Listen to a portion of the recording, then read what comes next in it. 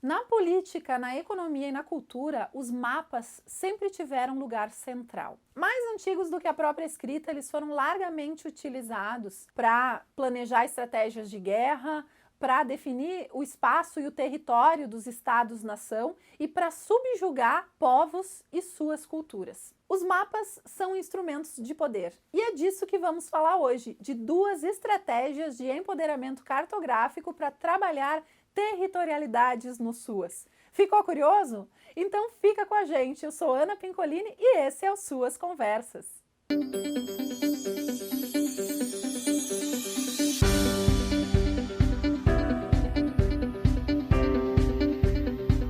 Olá pessoal do SUAS Conversas, tudo bem com vocês? Vocês já ouviram falar que os mapas não são neutros? Pois é, mapas são discursos pautados em interesses e pontos de vista. Historicamente, eles foram utilizados para dominação territorial por parte de povos hegemônicos e silenciamento dos povos subjugados. Os mapas abriram caminho para tornar o espaço algo disponível. É a universalização do espaço enquanto mercadoria.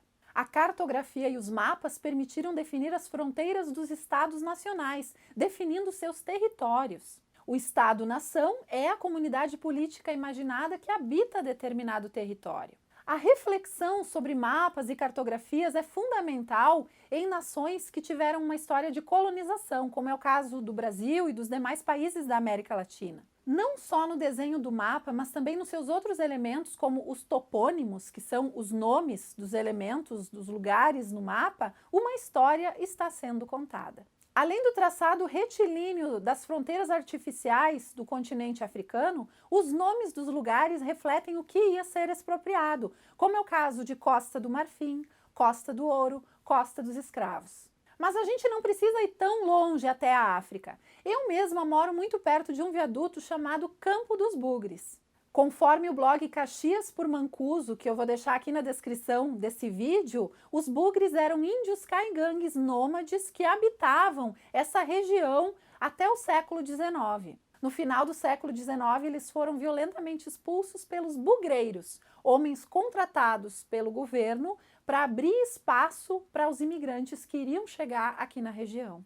Do Campo dos Bugres, hoje resta o nome do viaduto vizinho aqui de casa. E as ruas onde possivelmente eles se localizavam e se concentravam ganharam nomes como Olavo Bilac, Feijó Júnior e Marechal Floriano. E tudo isso fica próximo a um lugar que se chama hoje Praça da Bandeira. Ou seja, os nomes e os mapas contam a história. Tomando por base a dissertação de Fernandes, cujo link eu vou deixar aqui na descrição do vídeo, a gente vai falar das duas estratégias de empoderamento cartográfico. Embora o autor tenha desenvolvido as suas ações junto a alunos de escolas de periferia, as estratégias que ele aponta são muito interessantes para trabalhar territorialidades no SUAS. Mas antes de falar do empoderamento cartográfico, eu convido você a empoderar as suas conversas curtindo esse vídeo e fique muito à vontade para compartilhar, para comentar e também se inscrever aqui no nosso canal ativando o sininho das notificações. A primeira das duas estratégias é olhar os mapas com criticidade. Isso tem a ver com um ramo da cartografia que se chama cartografia crítica,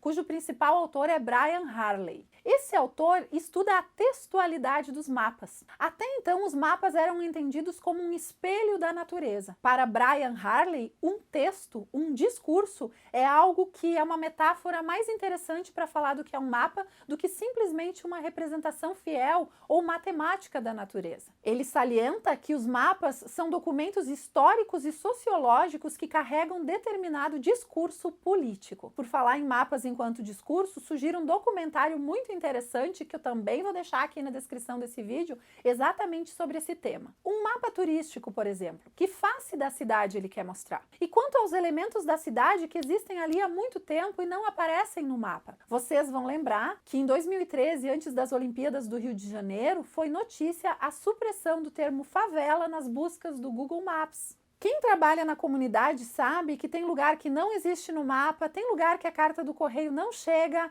tem quebrada que o nome no mapa não faz sentido para quem mora lá. Olhar para o mapa da cidade com olhos críticos é a primeira estratégia de empoderamento cartográfico. A segunda estratégia de empoderamento cartográfico é a produção de novos mapas através do mapeamento colaborativo. Se os mapas são instrumentos de poder, eles também podem ser instrumentos de contestação e de resistência. Da mesma forma, se o mapa é um discurso, é fundamental que novos autores não hegemônicos produzam novos discursos sobre os territórios.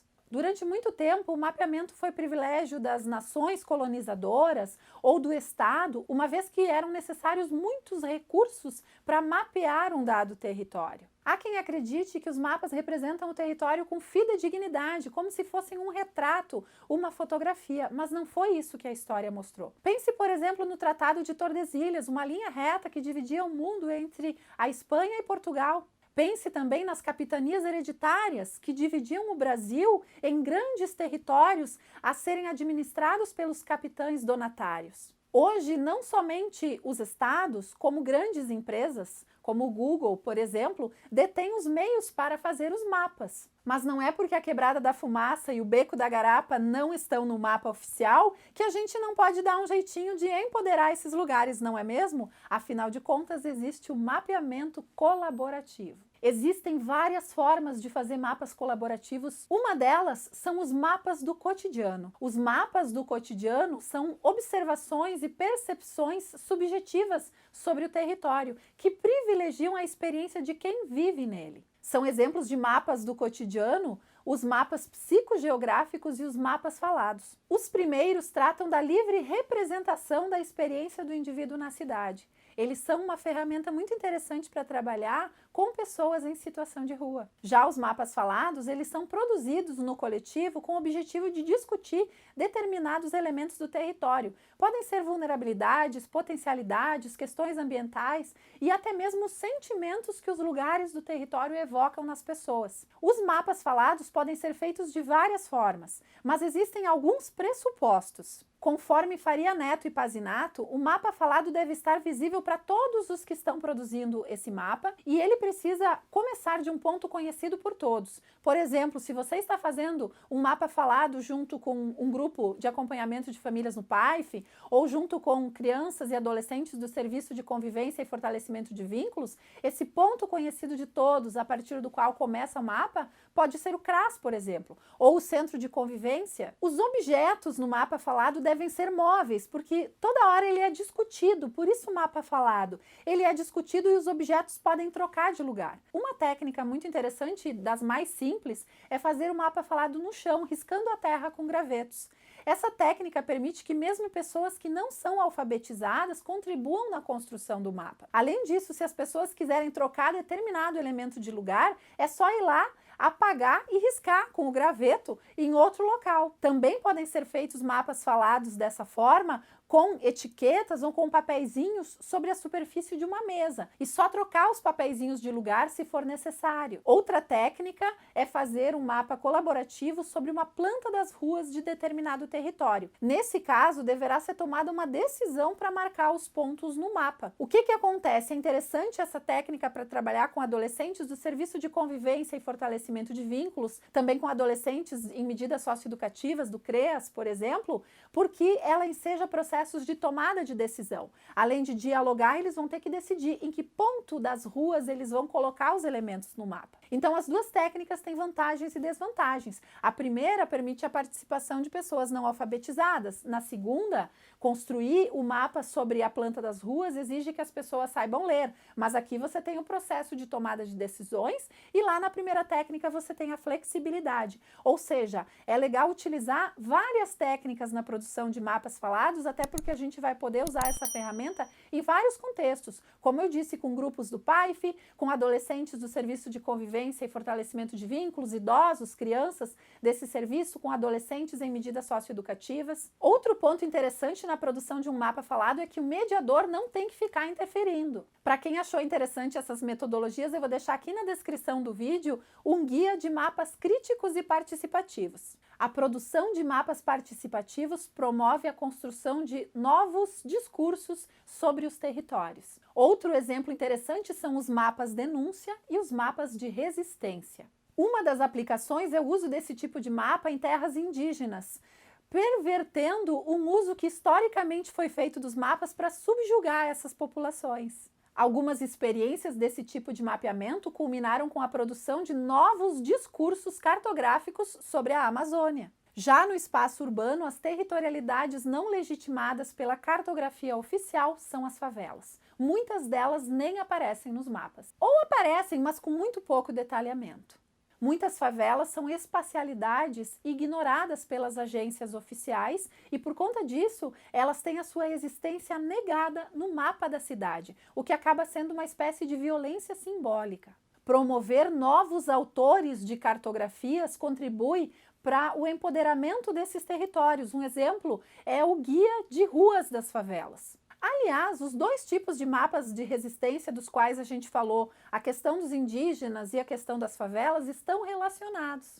Conforme Porto Gonçalves, as territorialidades emergentes na América Latina, ou seja, territorialidades negras, como os quilombolas, territorialidades indígenas, são pontos de resistência contra a territorialidade colonial.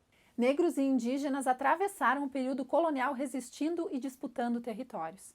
E depois da independência das metrópoles, eles tiveram que continuar resistindo porque os estados independentes mantiveram as mesmas relações sociais do período colonial. Esse autor chama as lutas por território desses povos de territorialidades emergentes ou territorialidades emancipatórias, porque elas materializam essa resistência. E ele destaca que as cidades são os novos cenários para esses embates, uma vez que depois da década de 70, a população passou a se dirigir para os centros urbanos. Conforme Carril, a segregação urbana é racializada e a favela é o novo quilombo. O quilombo é uma estratégia de luta e resistência mantida pelas favelas majoritariamente negras. A espacialização das causas dos movimentos sociais se dá pelo mapeamento participativo e contra-hegemônico. Através desse mapeamento, os territórios reivindicam a sua existência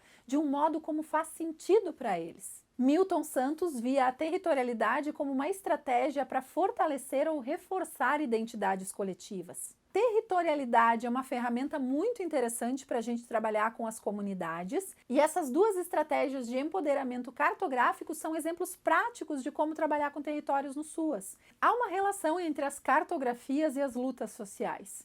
A emergência de novos autores para novos mapas dá pluralidade às diversas visões sobre a cidade. A produção de mapas participativos dá voz a grupos historicamente excluídos do processo de tomada de decisão e permite a construção de novos discursos sobre os territórios. Se você gostou desse vídeo, não deixe de curtir, comentar e compartilhar e inscrever-se no nosso canal. Também convido você a clicar no sininho para ativar as notificações. E não esqueça, essas conversas também são suas. Tchau, até o próximo vídeo!